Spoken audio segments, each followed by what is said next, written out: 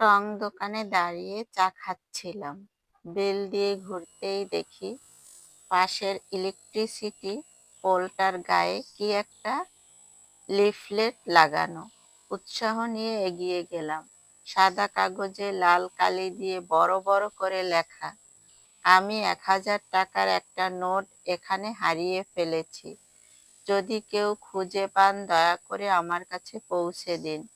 আমি একজন বৃদ্ধ মহিলা, চোখে খুব কম দেখি। তারপর নিচে একটি ঠিকানা দেওয়া, ঠিকানাটা কাছেই, হাঁটা পথে মিনিট ৫। কৌতূহল দমন করতে না পেরে আমি খুঁজতে খুঁজতে গেলাম সেখানে। জংধরা ভাঙাচোরা গেট দিয়ে সাবধানে ভেতরে ঢুকলাম।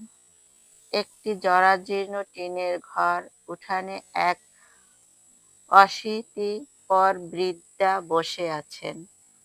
আমার পায়ের শব্দ পেয়ে তিনি মুখ তুলে তাকালেন। কে? আমার সম্মতি ফিরল। গলির মাথায় আমি আপনার ১,০০০ টাকা খুঁজে পেয়েছি। আমার কথা শুনে তিনি হাউমাউ করে কাঁদতে লাগলেন।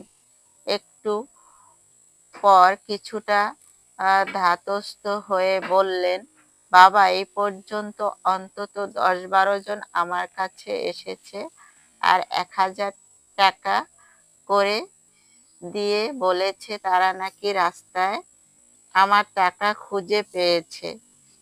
আমার কোনো টাকা হারায় নাই। ওই লেখাগুলো আমার না। আমি খুব একটা পড়ালেখা জানিও না।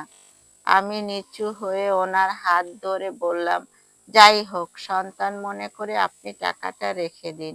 এই কথা শোনার পর তিনি টাকাটা নিয়ে বললেন, বাবা, আমি খুব অসুস্থ, ভালো করে হাঁটতে চলতে পারি না।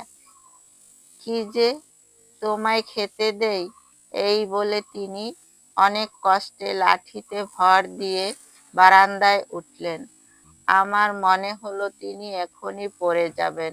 আমি তাকে সাহায্য করার জন্য এগিয়ে গেলাম। তিনি কম্পমান হাতে বাটিতে গুড়মুড়ি ঢালতে বললেন, তুমি আমার অতিথি, তুমি বসো। আমার পেটে একটু ক্ষুধাও ছিল না, তবু কিছুটা বৃদ্ধার আন্তরিকতায় মুগ্ধ হয়ে বাকিটা তার সাথে আরো খানিকক্ষণ গল্প করার লোভে ধীরে ধীরে গুড়মুড়ি খেতে লাগলাম। কথায় কথায় জানলাম এই পৃথিবীতে আপনজন বলতে ওনার কেউ নেই। আগে ভিক্ষা করতেন, অসুস্থ হবার পর আর বাড়ি থেকে বের হতে পারেন না। ফেরার সময় বৃদ্ধা বললেন, বাবা, একটা অনুরোধ, তুমি যাওয়ার সময় ওই কাগজটা ছিঁড়ে ফেলো। আমি ওনার বাড়ি থেকে বের হওয়ার সময় মনে মনে ভাবছিলাম, সবাইকে উনি বলার পরও কেউ কেন কাগজটা ছেড়েনি। আর ভাবছিলাম ওই মানুষটির কথা যিনি এই নোটটি লিখেছেন। সহায় সম্বলহীন অসুস্থ বৃদ্ধা মানুষটাকে সাহায্য করার জন্য, এত সুন্দর উপায় বের করার জন্য আমি তাকে মনে মনে ধন্যবাদ দিলাম। হঠাৎ ভাবনার ছেদ পড়ল একজনার কথায়। এই যে শুনছেন, ৪০ ঊর্ধ্ব এক ভদ্রলোক আমার দিকে এগিয়ে এসে বললেন, এই ঠিকানাটা কোথায় বলতে পারেন? একটু আগে আমি রাস্তায় ১,০০০ টাকার একটা নোট পেয়েছি। এটা আমি ফেরত দিতে চাই।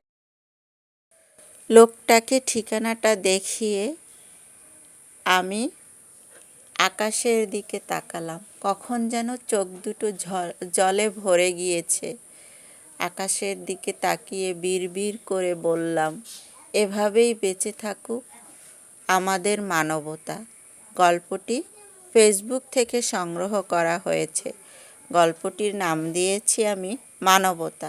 তো বন্ধুরা, গল্পটি কেমন লাগলো? যদি ভালো লেগে থাকে অবশ্যই একটি লাইক আশা করতে পারি। আর যদি তোমাদের ইচ্ছে হয় শেয়ার করে অন্যকে দেখার সুযোগ করে দিও। আর একটা কাজ করো, এরকম সুন্দর সুন্দর মজার মজার গল্প পেতে আমার ফেসবুক পেজটি ফলো দিয়ে রাখো। আর ইউটিউব চ্যানেলটি সাবস্ক্রাইব করে দিও। অনেক অনেক ভালোবাসা। ভালো থেকো। ধন্যবাদ।